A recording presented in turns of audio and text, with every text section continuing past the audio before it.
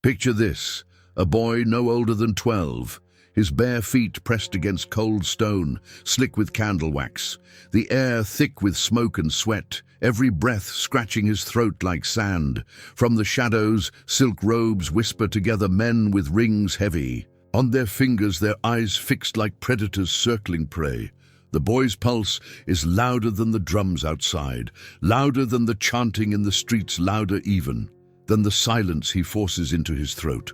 His crown feels heavier than his body. His title is a prison, his throne a cage.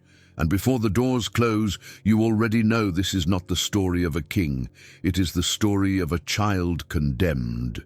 The year is an empire's zenith, marble palaces rising against a sky thick with incense and smoke, banners of gold rippling above streets where beggars kneel in the dust. Power flows through corridors, not as justice but as hunger, raw and endless, like a fever that never cools. Into this world, a boy is born, not as a child but as a symbol. The son of a dynasty, the heir to a throne carved from blood. He never learns what it means to run free across fields or to hear his own laughter without fear. His first memories are not of games or family, but of corridors lined with eyes that do not see a child, only a possession. Imagine being lifted onto a throne so high your feet dangle in the air, unable to touch the ground. Crowds cheer, yet not for you. They cheer for what you represent, a continuation of their obedience, a mask for their silence. The empire teaches him early that devotion is performance, that power is never his own. Every meal tasted by another, every step followed by whispers, every gesture rehearsed, until even his smile becomes a ritual. But behind the curtain, another. Truth waits in these courts, where gold dazzles and music softens, cruelty hides in plain sight. Kingship is not protection, it is exposure. And the smaller the king, the easier to break him. At night he hears the walls breathe torches, spitting and hissing against damp stone. Men in silk speak softly as if kindness lives in their words, yet their hands say otherwise. The palace becomes a cage within a cage, its silence more violent than any scream. This was not devotion, it was control. This was not love, it was ownership. A child dressed as a monarch, yet stripped of his humanity. To the empire it is tradition, to the courtiers it is privilege. To him it is night after night of stolen breath and unspoken terror. History books rarely tell these stories. They record wars and treaties, crowns passed from father to son, as if lineage itself is glory. But between the lines lives the silence of children who never had a choice. The boy king was both untouchable and endlessly touched, sacred to the people, disposable to the powerful. His crown gleamed with jewels, but each jewel carried the weight of secrets too heavy for his small shoulders. What followed would shatter lives and leave scars buried so deep they still echo through time. For cruelty in palaces does not stay within walls. It seeps into generations, teaching obedience, teaching fear, teaching silence. And as you listen, you may feel the urge to turn away. But remember this, turning away is how such stories survived in the dark for so long. If you want more stories like this, remembered and told with truth and reverence, pause here, take a breath, and subscribe so we can keep walking through history together, because silence is how cruelty wins, and remembering is how it finally breaks. The boy's first night as a crowned monarch was not a night of celebration. It was a night of silence. The corridors smelled of wax and iron. Guards stood like statues, their eyes fixed forward, yet each of them knew what waited beyond those doors. The boy did not. Inside the chamber, silk cushions had been arranged as if comfort could erase cruelty. A bowl of figs sat untouched on a golden plate, the sweetness already souring in the heat. Candles burned so low, their wax dripped onto the floor, pooling. Like spilled tears, he was told to sit, told to smile, told to trust. But the smile trembled, and the trust shattered with the sound of a lock sliding into place. The boy knew then that the crown on his head was not protection. It was a sentence. The men approached not as guardians, but as predators, their voices soft, their words coated with honey. But beneath each word was hunger. Beneath each touch was conquest. Imagine being 12 and realizing the throne is not your seat of power, but your place of captivity. Imagine your body no longer belonging to you, but to the rituals of men who call this devotion tradition, loyalty, destiny. The boy's tears came quietly. He learned quickly that silence was safer than sound. Each cry invited more cruelty. Each sob was treated as weakness. So he swallowed his voice until even he forgot what it sounded like. Nights blurred into each other, the same corridors, the same locks, the same whispered instructions. He began to measure time, not in days or festivals, but in how many times the door would close behind him. By day he was paraded as sovereign, his robes heavy, his crown pressing down on his skull like a shackle of gold. He lifted his hand in rehearsed waves, he repeated lines written by others, his voice echoing words he did not understand. The people cheered, but their king was still a boy, and their boy was breaking. Inside his mind, something began to fracture. He split himself into two. One half endured the rituals, the silks, the hands, the silence. The other half floated above, watching from somewhere else. It was the only way to survive, the only way to pretend that he was more than his suffering. Psychologists today would call it dissociation, but in his time there were no words for it. Only an empty gaze, only a child whose smile seemed hollow, even as the empire celebrated his reign. What kept him alive was not power. It was the small sparks of resistance hidden so carefully they almost went unseen. A moment when he refused to eat the fruit placed before him. A night when he clenched his fists and endured without tears. A morning when he stared directly at the men who thought they had broken him. Each act was invisible rebellion, each silence a shield. The empire believed they owned his body, but his spirit, even in fragments, was not theirs to claim. Yet survival came at a cost. Each night carved another scar, not visible on skin but etched into memory. He began to fear sleep, because dreams brought no escape. He began to fear daylight, because daylight meant performance. He began to fear his own reflection, because the boy staring back wore the face of a king, but the eyes of a prisoner. Years passed within walls that never changed. The boy became a young man, but the child inside him never left the chamber where the lock first closed. Every relationship twisted by the trauma of what had been stolen. Every decision marked by the silence forced into him. This was not the story of a ruler rising with strength and glory.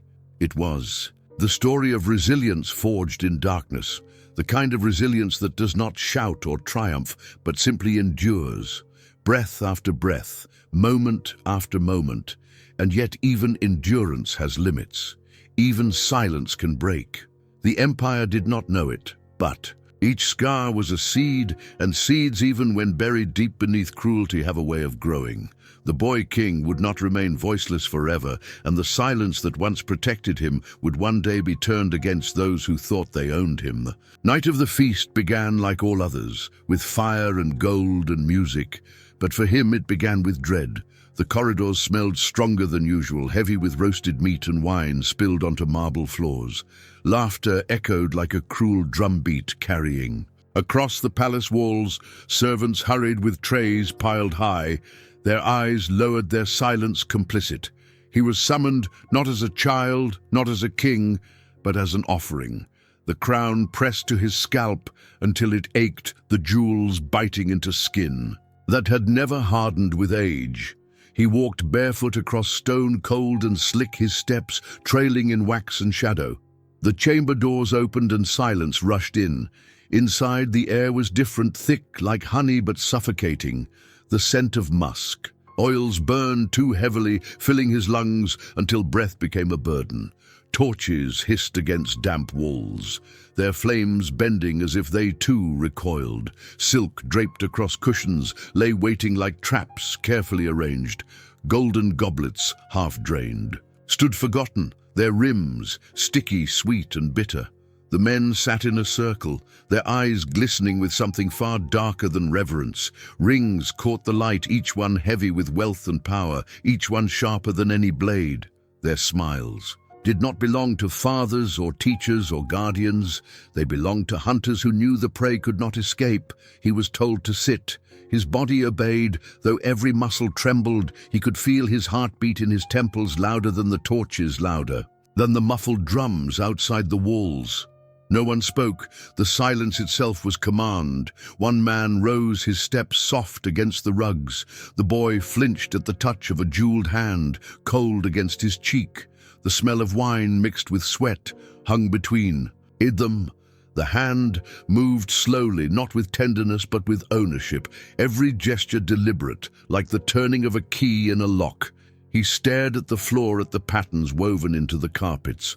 Flowers and vines twisting endlessly as if mocking his captivity. He counted each thread to avoid the reality above him.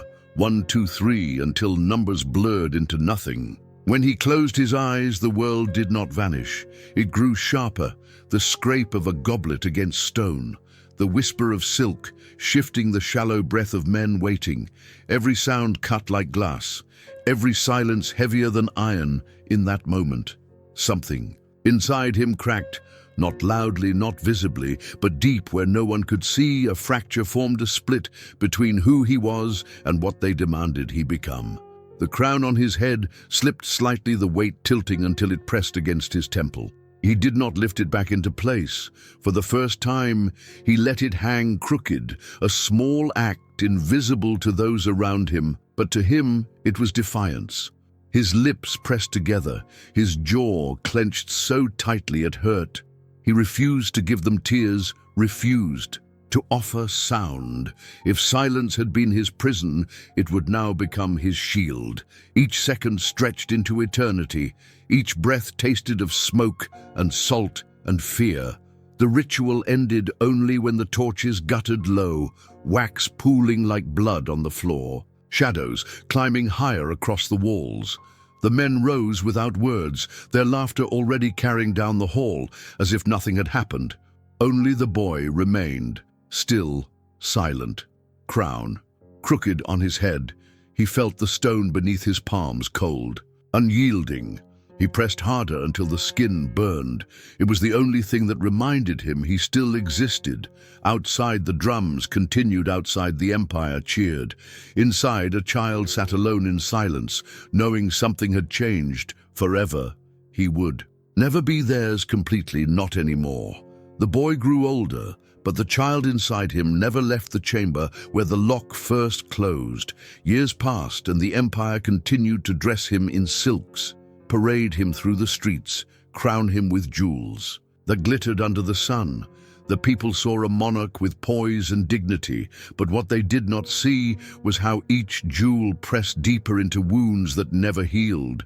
He learned to move like a statue, flawless, unmoving, to speak only words given. To him, rehearsed, polished, emptied of meaning, his face became a mask. Behind it, silence stretched endlessly. The palace called him holy, the embodiment of tradition, but within himself he felt hollow, a vessel carrying scars no one dared to name. Every time his body was used, his spirit retreated further until only fragments remained. Power structures wrapped his suffering in ritual and law. What was done to him was never called cruelty. It was devotion. Never called slavery. It was duty, a system so polished in ceremony that outsiders bowed in awe, unable to see the chains woven into its beauty. The boy king lived, but not freely. He existed in two worlds, one gilded, the other broken, and the empire thrived on that contradiction. For so long, as he played the role, the silence endured, and silence was exactly what they wanted. History recorded his reign in lines of victories and treaties, but not in the whispers of nights stolen from him. not in the trembling breath of a child forced to. Smile before predators who wore crowns of loyalty. Imagine walking through a museum today and seeing his portrait painted in oils.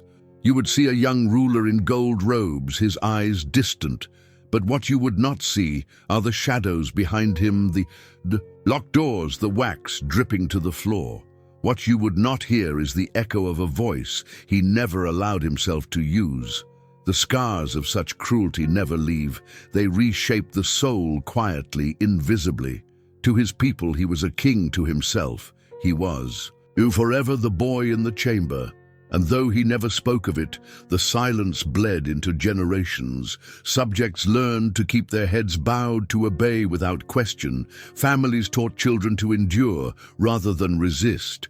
The empire itself became a mirror of his silence. Those who survived learned to live with ghosts, not the kind that haunt corridors, but the kind that live in memory, invisible yet unrelenting. And so history moved forward. The palaces aged, the banners fell, the empires shifted, but the silence remained, unwritten, unspoken, unseen, and scars, though hidden, never truly erased. History often chooses the stories it wants to remember. Battles won, alliances forged, kings crowned, but behind every triumph lies another story, one wrapped in silence. The boy king's suffering was never written in scrolls or etched into marble. It was buried beneath ceremonies, songs, and the illusion of power, and yet his silence has outlived empires. For silence is not absence, it is presence without a voice. Think of how many children across centuries carried crowns too heavy for their heads. Think of how many were called holy while stripped of their humanity. Tradition became their cage, obedience their language, silence their inheritance. And still, the echoes remain, not only in history but in the world we inhabit now, where exploitation hides behind titles, where cruelty wears the mask of duty, where children still become symbols before they are ever allowed to be human. The Boy King's story is not only about a past empire, it is about power. It is about the way cruelty cloaks itself in ritual and how silence becomes its greatest weapon.